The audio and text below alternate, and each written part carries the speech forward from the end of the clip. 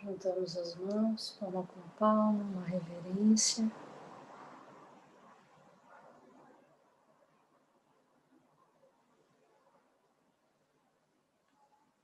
Boa noite, movimento o corpo. Hoje a gente vai ler o último capítulo do livro e a Shuden vai compartilhar com a gente essa leitura hoje.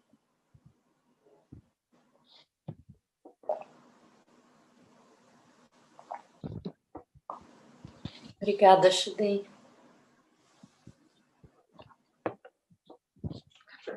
Boa noite. Capítulo 81. Velho caminho, nuvens brancas.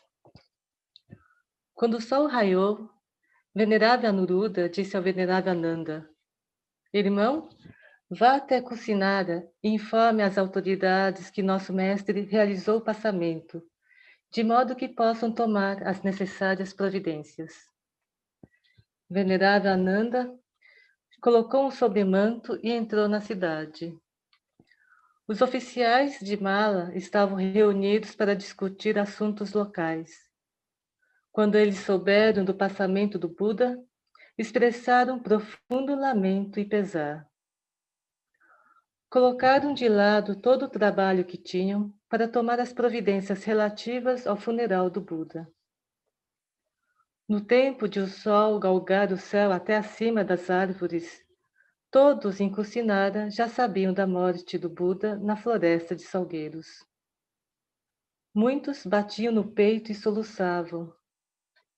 Eles se arrependiam por não terem sido capazes de olhar para o Buda e se inclinarem para ele de mãos postas antes da sua morte.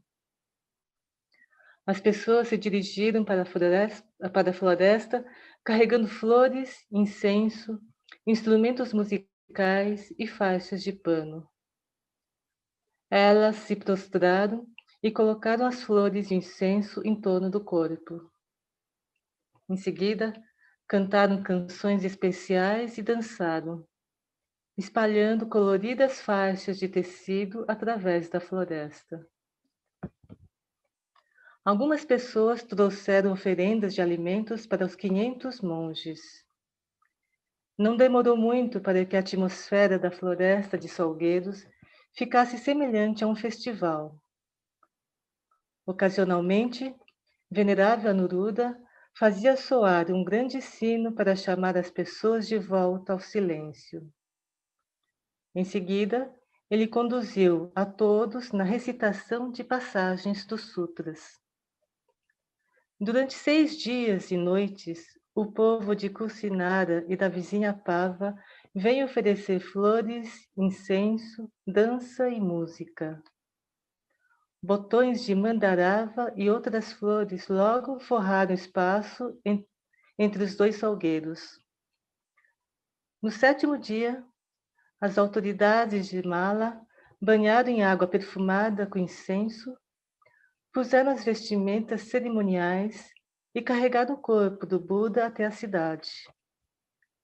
Passaram pelo centro da cidade e saíram pelo portão leste em direção ao templo Makuta Bandhana, o principal templo dos Malas. Os oficiais da cidade tinham programado um funeral digno de um rei. O corpo do Buda foi embrulhado com muitas camadas de tecido e então colocado em um caixão de ferro que foi posto dentro de um outro ainda maior.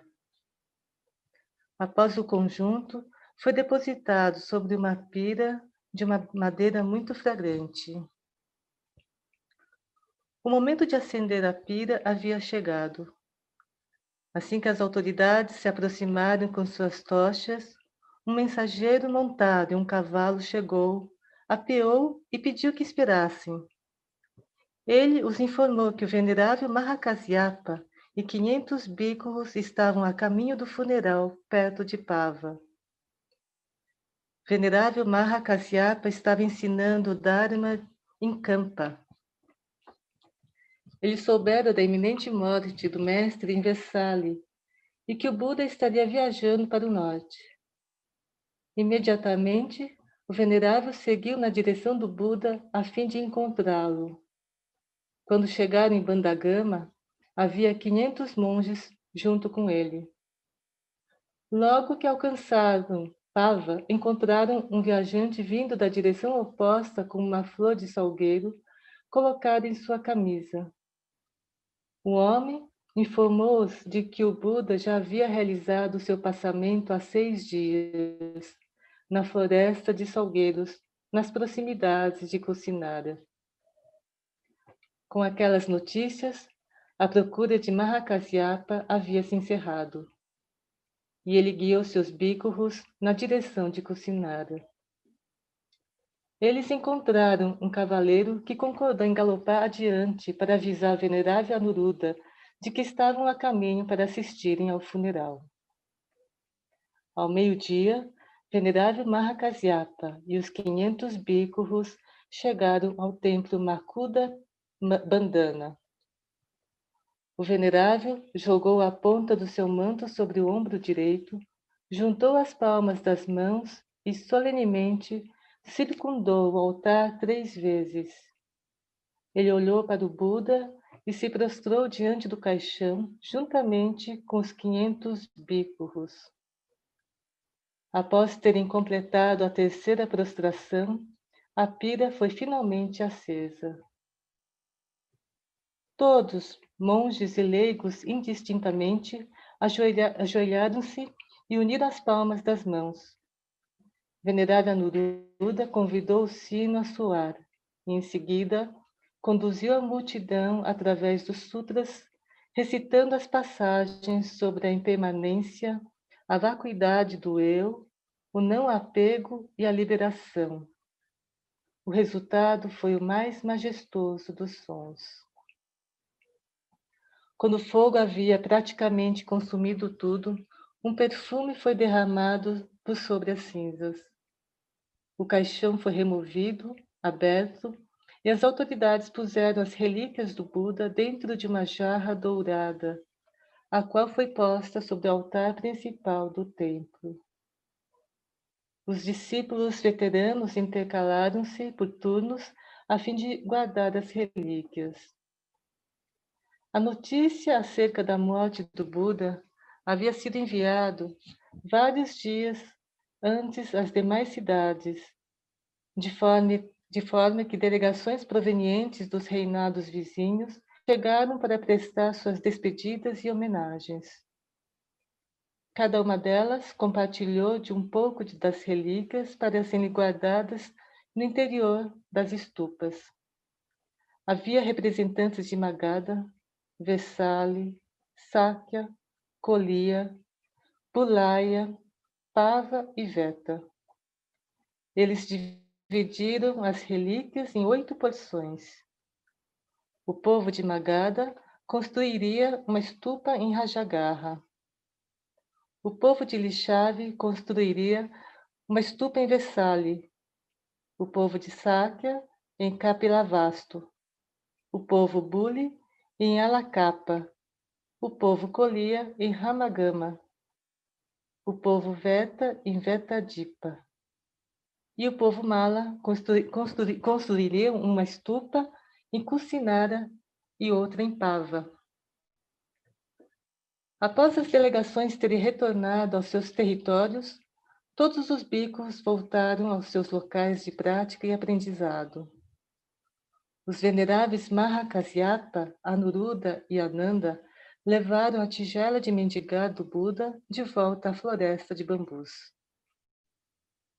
Um mês mais tarde, venerável Mahakasyapa organizou uma assembleia de monges em Rajagarha com o propósito de compilar todos os sutras e preceitos que o Buda tinha deixado a eles.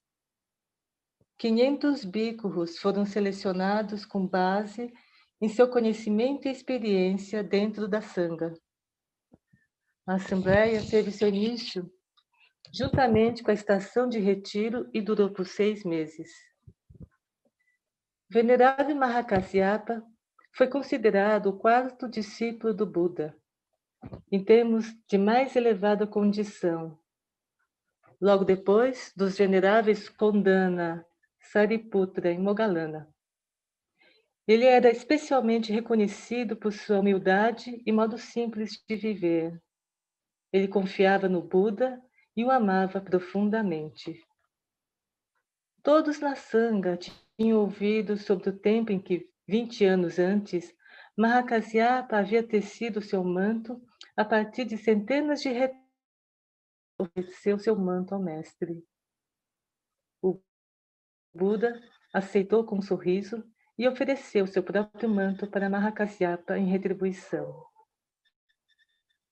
Todos também sabiam que Mahakasyapa tinha sido o único monge que sorrira no momento em que, silenciosamente, o Buda tinha erguido uma flor de lótus em Jetavana. Mahakasyapa tinha, naquele instante, recebido a transmissão do tesouro do Dharma. O rei Ajatasattu patrocinou aquela assembleia.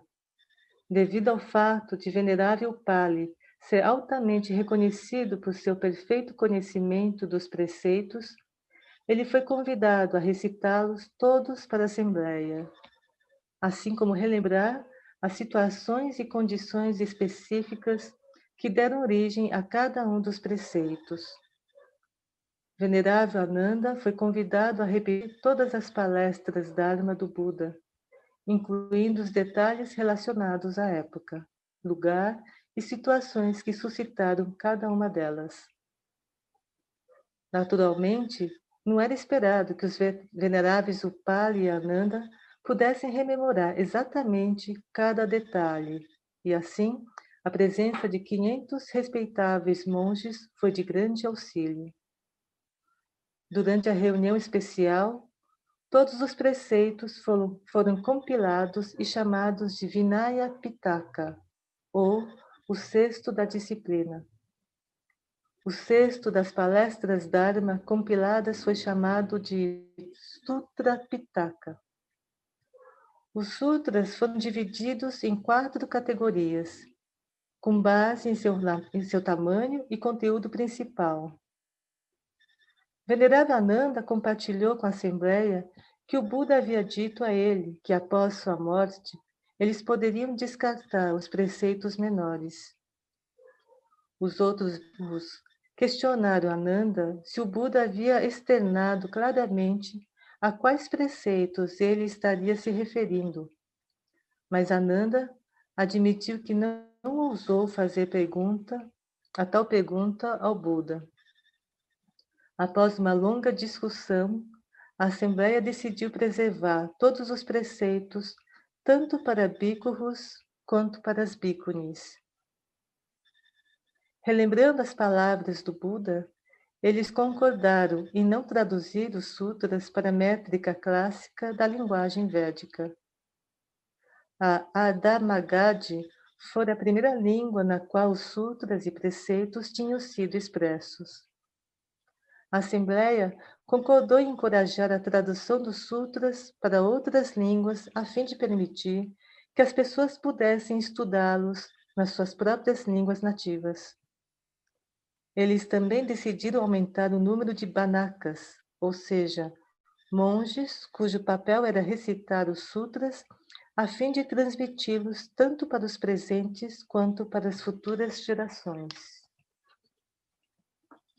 Quando a Assembleia se encerrou, todos os bhikkhus voltaram para os lugares originais de prática e aprendizado. Ao longo das margens do rio Neranjara, Venerável Savasti estava de pé a observar a correnteza das águas. Jovens meninos tratadores de búfalos na margem oposta preparavam-se para atravessar o rio através de uma passagem muito rasa. Cada menino segurava uma pequena foice e um cesto, assim como Savasti o fizera 40 anos atrás. Ele sabia que os meninos encheriam seus cestos com grama cussa fresca sob o olhar dos búfalos. O Buda havia se banhado naquele mesmo rio.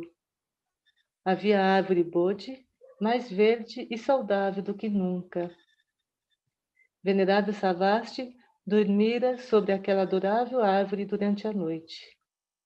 A floresta não era mais um lugar de solitude como fora anteriormente. A árvore Bodhi era agora um lugar de peregrinação e boa parte da floresta tinha sido limpa de seus arbustos e troncos. Venerado Savasthi sentiu-se gratificado por ter sido um dos 500 bhikkhus convidados a assistirem à assembleia. Ele estava agora com 56 anos de idade. Seu amigo mais próximo no caminho, venerável Halula, havia falecido há 5 anos. Halula corporificava o esforço dedicado, a diligência. Embora fosse filho da realeza, vivia na maior simplicidade. Era um homem modesto, e embora as suas realizações na difusão do Dharma fossem grandes, ele jamais falava sobre elas. Venerável Savasthi havia estado com Buda nas suas duas últimas jornadas em Rajagaha até Kusinara. Ele estava presente durante as horas finais da vida do Buda.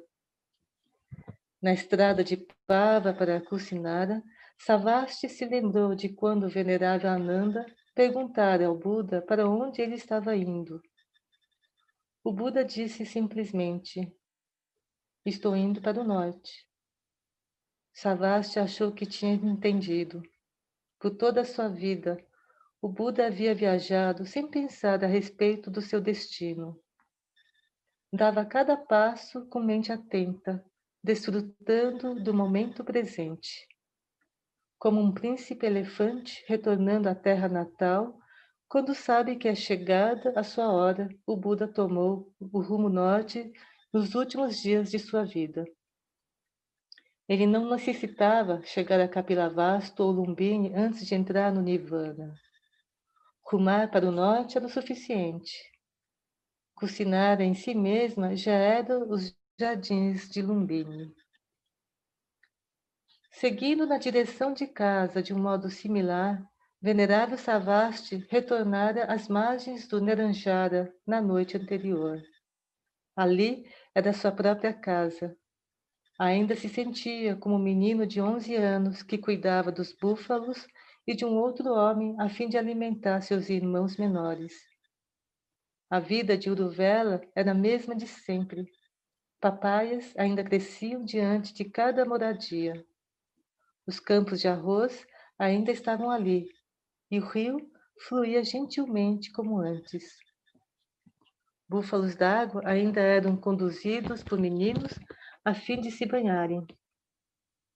Ainda que Sujata não morasse mais na vila e seus irmãos tivessem começado as suas próprias famílias e ido embora dali, Uruvela seria sempre o lar de Savasthi. Ele rememorou a primeira vez que vira o jovem monge Siddhartha na floresta, praticando meditação caminhando. Pensou nas muitas refeições que as crianças da vila compartilharam com Siddhartha sob a sombra refrescante da árvore pipal. Estas imagens do passado pareciam reviver. Quando os meninos atravessassem com os búfalos para o lado onde ele estava, onde ele se postava, Savasthi poderia se apresentar. Cada um daqueles meninos era Savasthi. Assim como, muito tempo atrás, ele havia tido a chance de entrar no caminho da paz, da alegria e da liberação. Agora poderia apresentar a mesma senda para aqueles meninos. Venerável Savasthi sorriu. Um mês antes, em Kusinara, tinha ouvido o venerável Mahakasyapa contar a respeito de um encontro que tivera com um jovem bhikkhu chamado Subhada, que viajara com ele de Pava. Quando Subhada soube que o Buda já havia realizado seu passamento, afirmou desdenhosamente: "O velho homem se foi. De agora em diante estamos livres. Ninguém mais será chamado a atenção ou reprovado nunca mais." Venerável Mahakasyapa ficou chocado com o tolo comentário do jovem monge, mas não disse nada.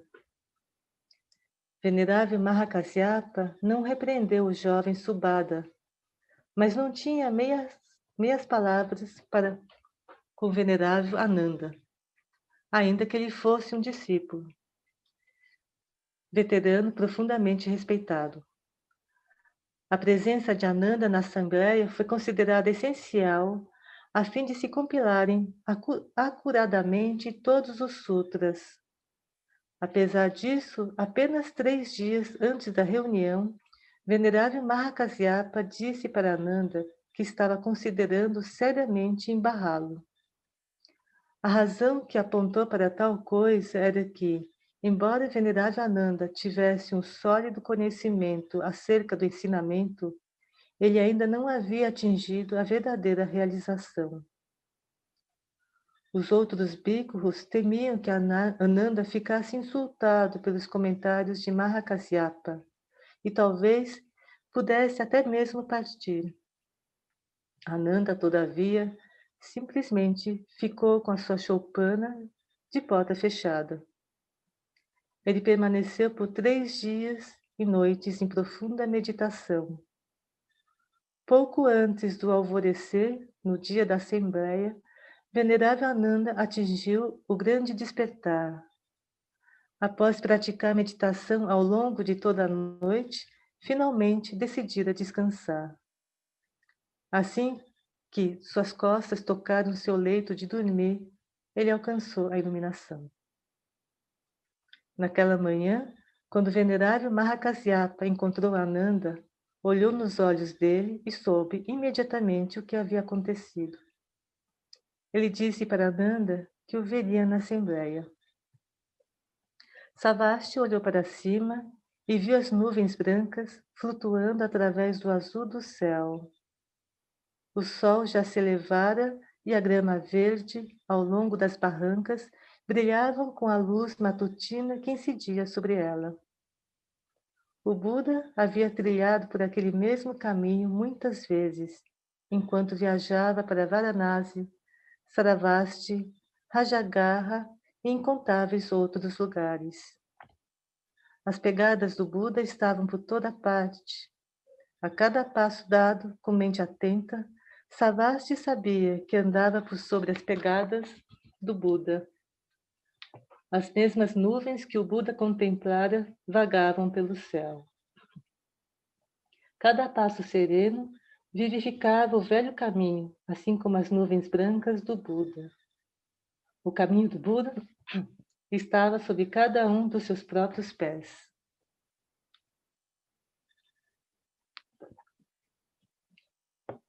O Buda havia passado, mas venerável Savastri podia ver a sua presença por toda parte. As sementes da árvore Bodhi foram plantadas ao longo da bacia do Ganga. Elas haviam fixado raízes e gerado frondosas árvores. Ninguém jamais tinha ouvido falar do Buda ou do caminho do despertar 45 anos atrás. Agora, mantos cor de açafrão de monges e monjas eram uma imagem corriqueira. Muitos centros do Dharma foram estabelecidos. Reis e suas famílias haviam tomado refúgio, assim como eruditos e oficiais. Os membros mais pobres e oprimidos da sociedade tinham encontrado refúgio no caminho do despertar. Eles encontraram a liberação para suas vidas e espíritos no caminho. 40 anos antes, Savastri era um pobre e intocável menino tratador de búfalos. Hoje era um bhikkhu que havia transcendido todas as barreiras de sua casta, assim como todo o preconceito. Venerável Savastri havia sido cumprimentado respeitosamente por reis.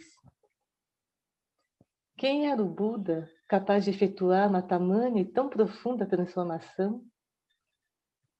Venerável Savastri fez a si mesmo aquela pergunta, enquanto observava os meninos ocupados no corte de grama cussa ao longo da margem. Embora muitos dos discípulos veteranos tivessem feito seu passamento e ainda remanesciam bhikkhus de grande esforço e realização. Muitos desses monges eram ainda jovens. O Buda foi como a semente de uma poderosa árvore Bodhi. A semente havia se aberto e germinado fortes raízes que penetravam o fundo da terra. Talvez, quando as pessoas olhem para a árvore, não possam mais enxergar a semente. Mas a semente está lá. Ela não pereceu. Ela se transformou na própria árvore. O Buda ensinou que nada passa da existência para a não existência. O Buda mudou de forma, mas ainda está presente. Qualquer um que olhar profundamente para a Sangha enxergará o Buda. É possível vê-lo na presença de jovens monges diligentes, gentis e sábios. Venerado Savasthi compreendeu que tinha a responsabilidade de nutrir o corpo do Dharma do Buda. O corpo do Dharma era o ensinamento e a comunidade. Enquanto o Dharma e a Sangha permanecerem fortes, o Buda permanecerá presente. Venerado Savasthi sorriu ao ver os meninos atravessarem com os búfalos para o seu lado do rio. Se ele não desse prosseguimento ao trabalho do Buda, levando equanimidade, paz e alegria até essas crianças, quem o faria? O Buda tinha iniciado o trabalho. Seus discípulos deviam continuá-lo. As sementes Bodhi que o Buda semeou continuariam a emitir raízes firmes pelo mundo afora. Venerável Savasthi sentiu como se o Buda tivesse semeado 10.000 preciosas sementes na terra, do seu próprio coração. Savasthi trataria das sementes cuidadosamente para ajudá-las a crescer e fortalecer como frondosas árvores Bodhi. As pessoas diziam que o Buda havia morrido. Entretanto, Savasthi via que o Buda estava mais presente do que nunca. Ele estava presente no corpo e na mente de Savasthi. Estava presente onde quer que Savasthi lançasse o seu olhar, na árvore Bodhi, no rio Neranjara, na grama verde, nas nuvens brancas e nas folhas. Os meninos tratados de búfalos também eram, eles mesmos, o Buda. Venerável Savasthi sentiu uma especial conexão com eles. Num instante, iniciaria uma conversa com os meninos. Também eles poderiam continuar o trabalho do Buda. Savasthi compreendeu que o melhor meio de dar continuidade ao trabalho do Buda era olhar para todas as coisas com consciência, dar passos pacíficos e sorrir com compaixão, assim como o Buda havia feito. O Buda era a fonte. Venerável Savasthi, os meninos cuidadores de búfalos d'água eram rios que se originavam na fonte. Por onde quer que os rios possam fluir, o Buda estará lá.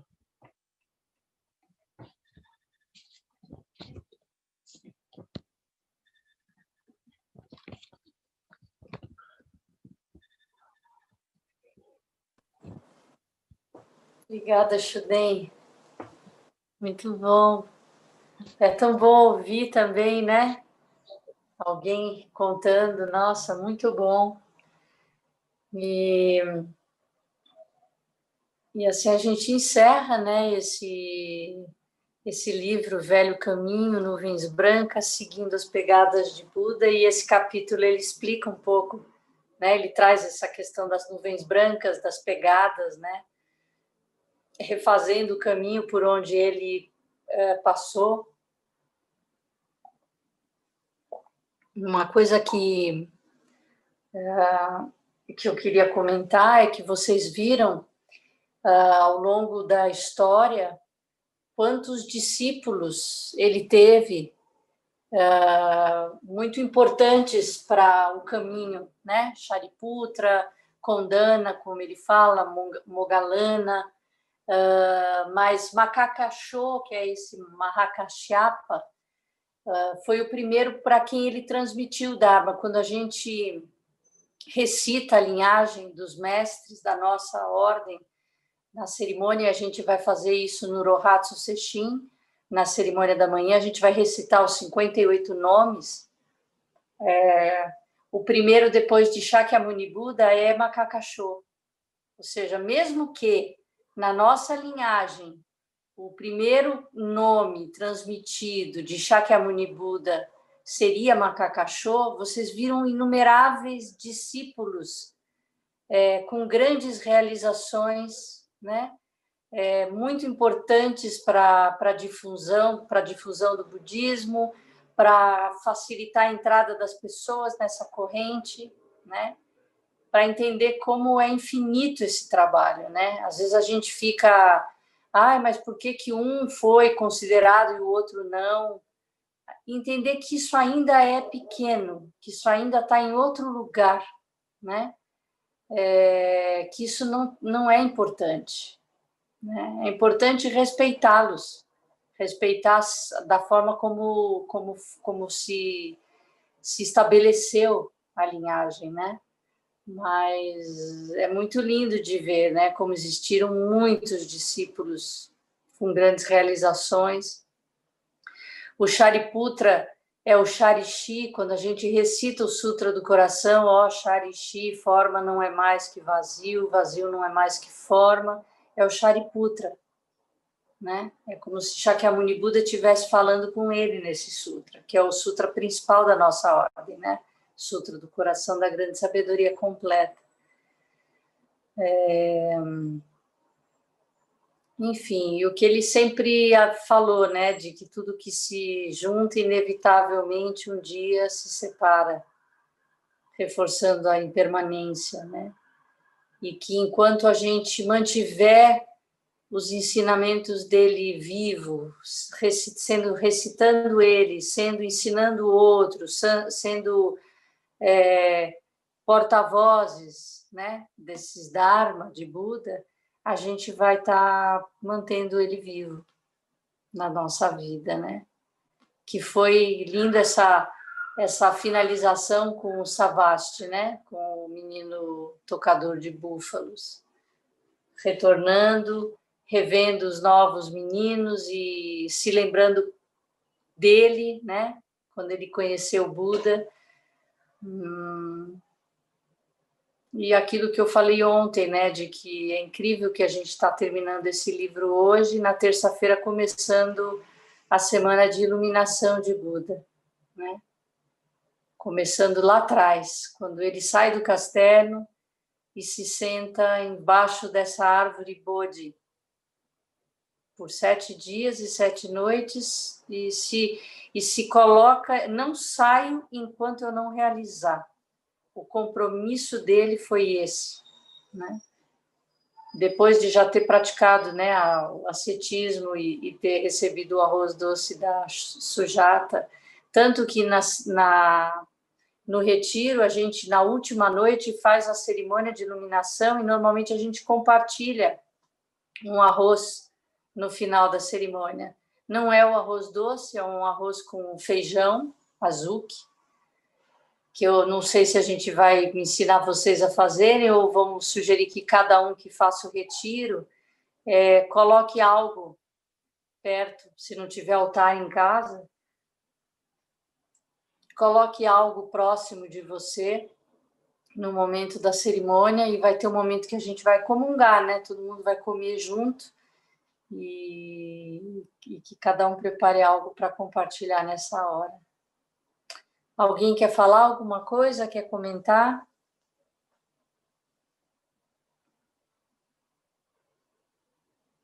Shuden? Nossa, eu sou muito grata pelo Thich Nhat Hanh também, né? Que por conta dele que a gente conseguiu ler esse livro, né? E aquela parte que o Mahakasyapa começa a fazer as compilações, né? Com as línguas nativas, e aí me lembrou muito o Thich Nhat Hanh. Sim, muito bem lembrado. Agradecer ele, né? Que ele também está no passamento dele, né? Qualquer momento já estão esperando que ele entre em Parinirvana também. E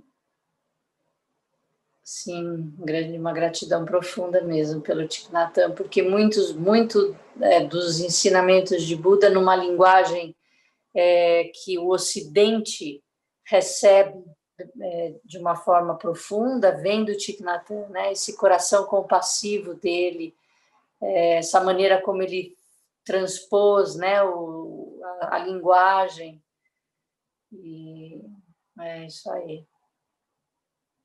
O arroz, Ai, Yorin. Yuri, hoje não é lua cheia? Não sei, é? É, eu Você estava de tarde, ela estava bem posta lá em cima, no final da tarde. fazer o arrependimento? Não sei se é o dia exato, mas que a lua está cheia, tá. Não, então vamos fazer. Coloquem as mãos, palma com palma. Alguém quer falar mais alguma coisa antes da gente fazer o arrependimento para encerrar? Então vamos nos arrepender. A gente vai repetir 3 vezes. As mãos engaixou. Todo karma prejudicial alguma vez cometido por mim,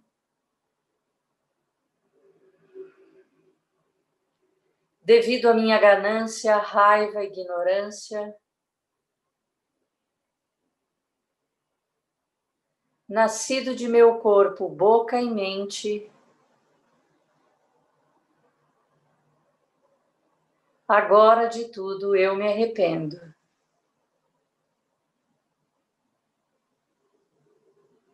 Todo karma prejudicial alguma vez cometido por mim,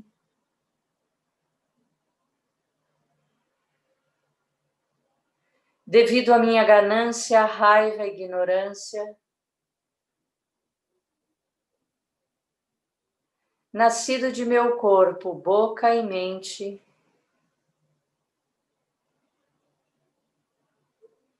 agora de tudo eu me arrependo.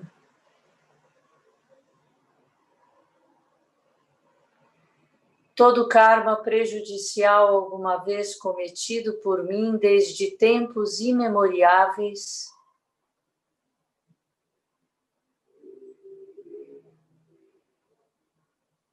devido à minha ganância, raiva e ignorância sem limites,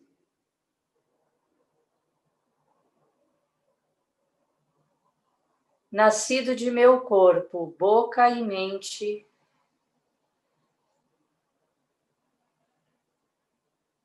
agora de tudo eu me arrependo.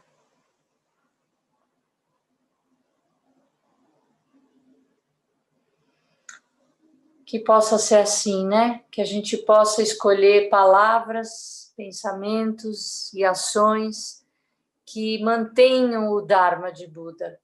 Que a gente não se perca em conversas fúteis, em discussões egóicas, né? Onde a ignorância permeia, prevalece, predomina, que a gente possa abrir mão de coisas para que o Dharma de Buda se mantenha vivo. Esse é o nosso compromisso meu e das pessoas que entraram no caminho, como alguns praticantes da Sangha, e acredito que cada uma e cada um de vocês que se conectaram a gente durante essa leitura do livro, né? Que já são parte do caminho. Já tem muito no que se inspirar e se espelhar, e que a gente não abra mão disso, em nenhum momento sequer. Então é isso, eu espero que vocês votem amanhã com responsabilidade, com consciência, com essa mente compassiva, com essa capacidade de votar, considerando pessoas que são excluídas, né, da sociedade, que são praticamente invisíveis, né? E eu espero que tudo corra bem amanhã, em todos os locais de votação, e que a verdade prevaleça. Que os méritos de nossa prática se estendam a todos os seres e que possamos nos tornar o caminho iluminado.